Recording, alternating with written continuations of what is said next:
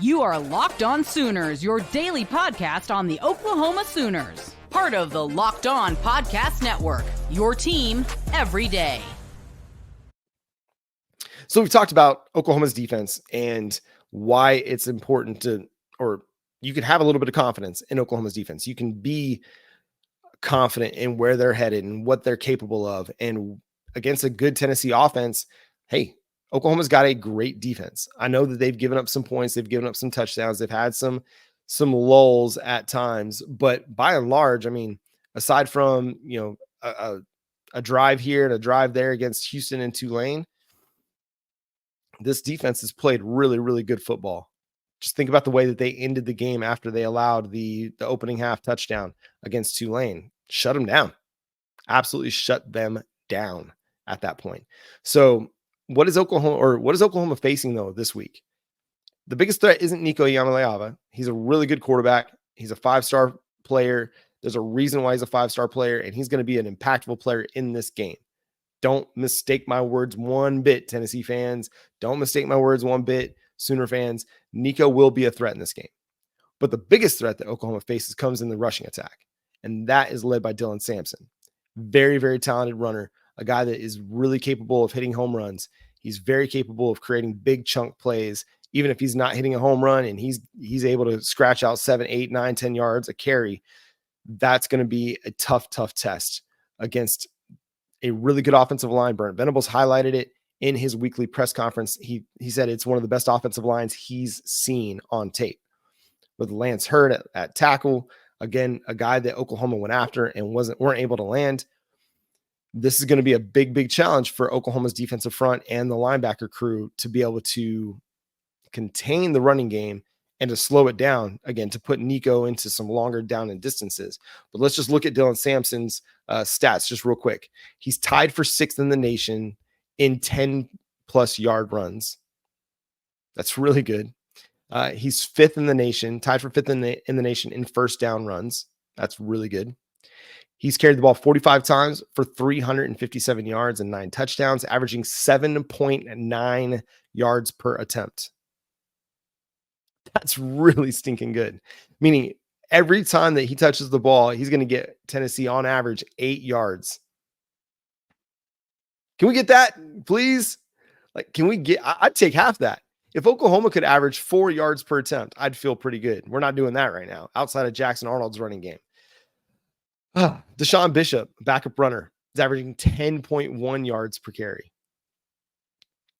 222 yards, 3 rushing touchdowns. Peyton Lewis, he's averaging 6.9 yards per carry, 118 rushing yards. That's mighty impactful. And Josh Heupel's done a great job at making the game easy for Nico Iamaleava. He hasn't overextended his young 5-star quarterback. Obviously, he's given him a lot of opportunities to throw, and he's been very effective doing it. He's given him opportunities to run. He has over 100 yards rushing on the season. Tennessee has 4 guys with over 100 yards rushing on the season, led by Sampson's 357. And that's where the biggest challenge is going to be for Oklahoma. Because if Josh Heupel can just run the ball and run it consistently and never have to face a 3rd and long situation and never have to make Nico drop back, dude, that makes the game so much easier for a play caller. And so that's going to be the biggest threat to Oklahoma this week, is the running attack of the Tennessee Volunteers. And if they can't stop the run, it's going to be a really, really long night in Norman. But if they can be effective against the run, and again, this isn't, you got to hold them under 3 yards a carry. You got to hold them under 100 yards rushing total. No, you just have to, on first down, when they run the ball, you got to win some of those first downs. Meaning you got to hold them to less than 5 yards a carry on some of those first downs. If you can do that, that puts Tennessee in a 2nd and 6 or worse, 2nd and 7 or worse, and that gives you a better opportunity to win second down. If you can win 1st and 2nd down and you put Tennessee in 3rd and 7 plus, I think you're going to have a really good opportunity to get off the field, because you're going to be able to pin your ears back a little bit more. You're going to be able to rush the passer with blitzes. You're going to be able to, play a little bit more man coverage on the backside. You're going to be able to get into your zones that you want to get into and force Nico to beat you. Again, he's capable of it. He's a very talented player, but where Tennessee's strength lies is in their rushing attack. The way that they beat Iowa in the bowl game last year was they just ground and pounded. And I mean, Nico was good when called upon, but they didn't ask him to do a whole lot. And I think that's going to be similar this week, as again, this is Nico Iamaleava's first true road start. They had the neutral site game in Charlotte against NC State, different environment than what he's going to face this week. Now, he's probably going to be up to the challenge. I'm not sitting here saying it's going to fluster him, it's going to, cause him to panic or anything like that, but it is going to be a challenging road environment. Just like Jackson Arnold will face next week in Jordan-Hare Stadium in Auburn. So if you can get into third and long situations, you can get that crowd going. You can get in a situation where the defense is where they want to be, right? You want to be in 3rd and 7+, because then you're more than likely going to be getting a run or a pass play call. If that happens, then a guy like R. Mason Thomas, can he just focus on rushing the passer? He can use that speed to try and get around the edge and affect the passing attack. You can play more coverage, keeping everything in front of you and running and tackling. They have a really good wide receiver group, but still you have a really, really good tackling defense. So, if they try to throw it short and pick up yards after catch, I like where Oklahoma's opportunities to get off the field come on that front. But it all starts with stopping the run. As much as the game of football has evolved, it still comes back to stopping the run, playing good defense. And if Oklahoma can stop the run this week and even just slow down the run, say limit Dylan Sampson to 4 yards per carry, 5 yards per carry. Easier said than done, no doubt. That's going to be a tough task.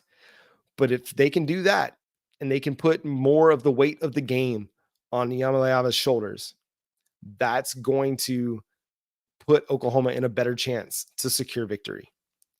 Will they secure victory? What other keys to the game are there?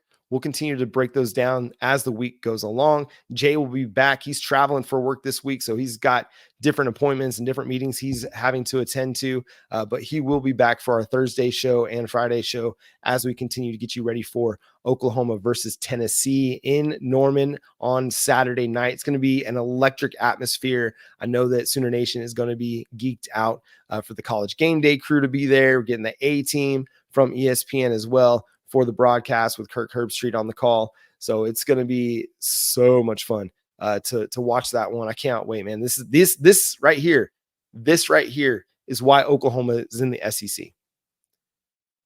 It's a tough matchup. It's a challenging opponent, a really, really good opponent. If I haven't said that enough on this show, I'm sorry, but Tennessee is really, really, really good.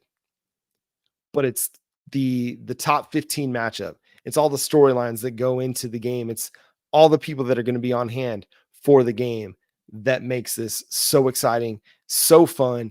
It's going to be a great college football atmosphere. And again, I know Sooner Nation is going to show up into the stadium. They're going to show out and they're going to make that crowd as loud as stinking possible for Tennessee to have to deal with. But that's going to do it for today's episode of Locked On Sooners. Thanks so much for tuning in and being a part of the show. Subscribe to the show wherever you get your podcasts. We're free and available on all podcast platforms and on YouTube. So hit that notification bell to let you know when new episodes drop. Follow Jay at Unfair Sports, myself at John 9 Williams. The show is at Locked On Sooners on all of the social media profiles.